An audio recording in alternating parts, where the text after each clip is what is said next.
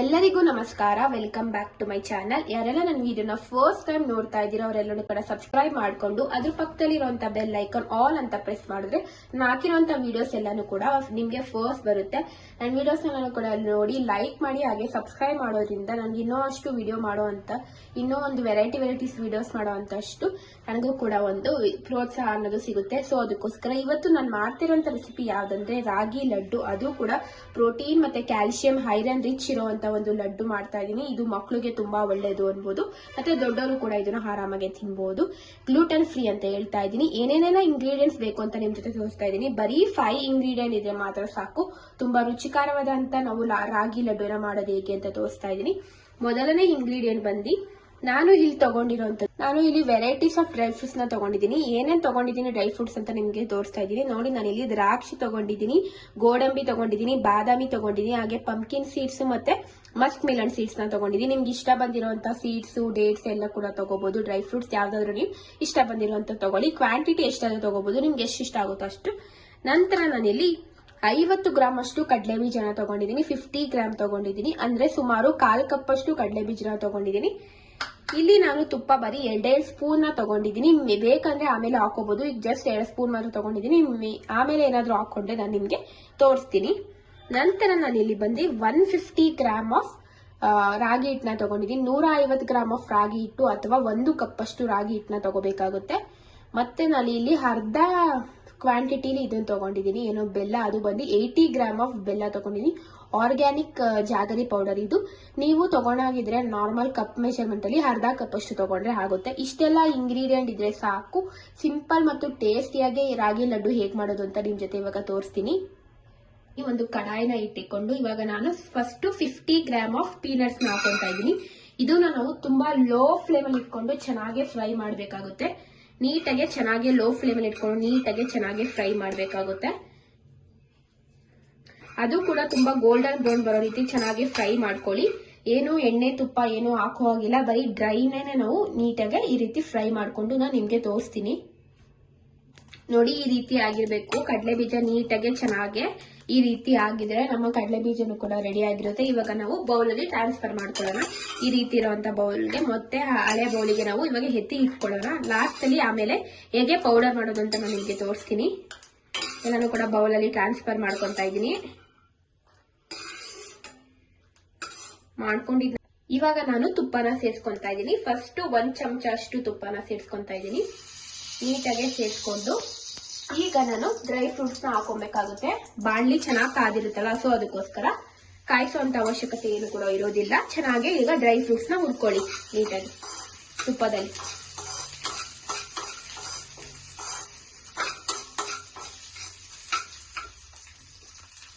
ನೀಟಾಗಿ ಚೆನ್ನಾಗಿ dry fruits ನೀಟಾಗಿ ಹುರ್ಕೊಂಡ್ಬಿಟ್ಟು ನಂತರ ವಾಪಸ್ಸು ಎತ್ತಿಟ್ಕೊಂಡ್ಬಿಡಿ. ಅದಕ್ಕೆ 1 ನಿಮಿಷಕ್ಕೆ ಚೆನ್ನಾಗಿ ಉರಿಯುತ್ತೆ ಡ್ರೈ ಫ್ರೂಟ್ಸ್ ಎಲ್ಲ ನೀಟಾಗಿ. ಮತ್ತೆ ಉಳಿದಿರುವಂತ ಬಾಣಲಿಗೆ ನಾವು ಮತ್ತೆ ಉಳಿದಿರುವಂತ ಇನ್ನೊಂದು ಸ್ಪೂನ್ ಅಷ್ಟು ತುಪ್ಪನ ಕೂಡ ಸೇರಿಸ್ಕೊಂಡ್ಬಿಡೋಣ.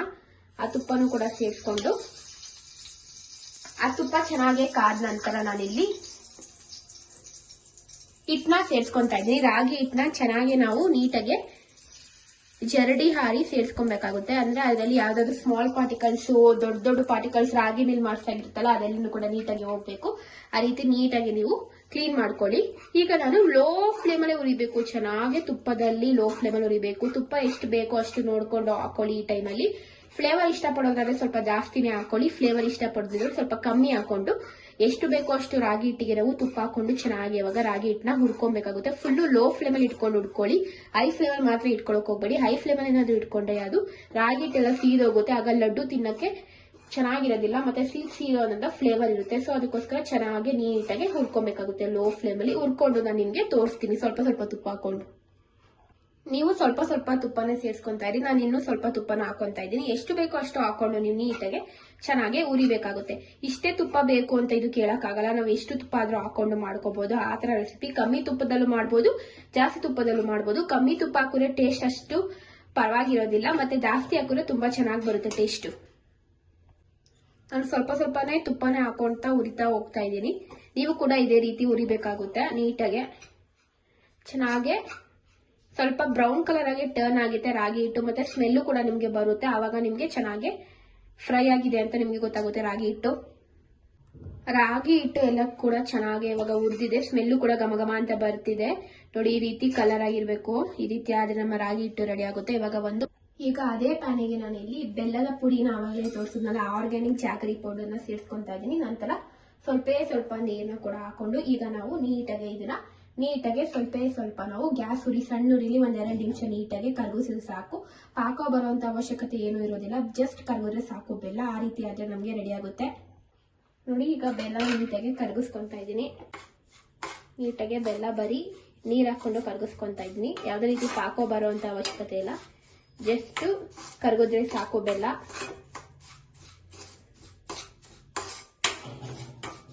ರೆಡಿ ಆಗಿದೆ. ನೆಕ್ಸ್ಟ್ ಏನ್ ಮಾಡೋದು ಅಂತ ತೋರಿಸ್ತೀನಿ. ನಾನೊಂದು ಸಣ್ಣದಾದಂತ ಮಿಕ್ಸಿ ಜಾರ್ನ ತಗೊಂಡು ರೋಸ್ಟ್ ಮಾಡಿರುವಂತ ಕಡಲೆ ಬೀಜನ ಈಗ ನಾನು ಸೇರಿಸ್ಕೊಂತಾ ಇದ್ದೀನಿ. ಸೇರಿಸ್ಕೊಂಡು ಇದನ್ನ ನೀಟಾಗಿ ಪೌಡರ್ ಮಾಡ್ಕೊಂಡು ಬರ್ಬೇಕು ನೋಡಿ. ಇವಾಗ ಪೌಡರ್ ಆಗಿದೆ. ಯಾವ ರೀತಿ ಪೌಡರ್ ಆಗಿರ್ಬೇಕಂದ್ರೆ ಈ ರೀತಿ ನೀಟಾಗಿ ಪೌಡರ್ ಆಗಿರ್ಬೇಕು. ಪೌಡರ್ ಆಗಿ ಇವಾಗ ರೆಡಿ ಆಗಿದೆ.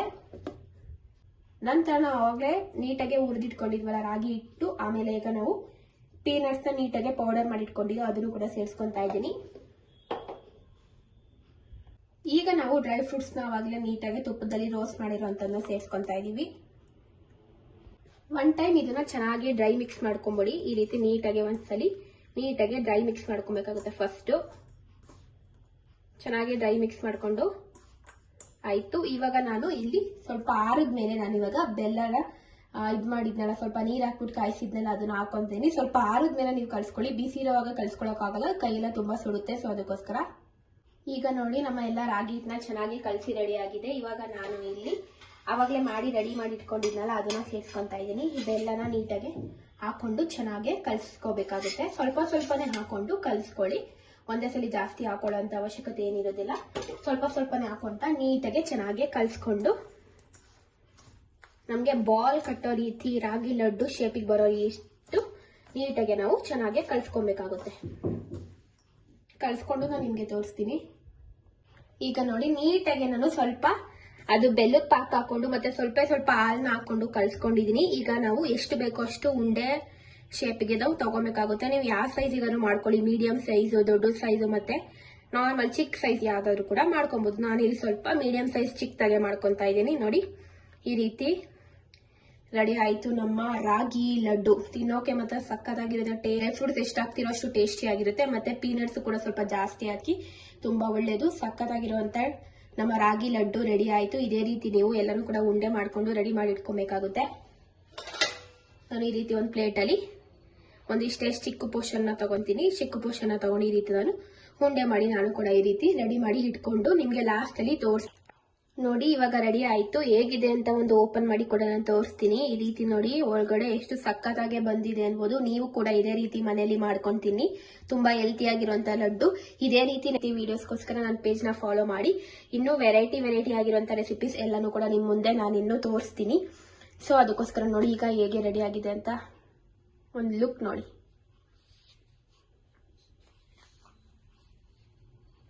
ಇಷ್ಟೇ ಈ ವಿಡಿಯೋ.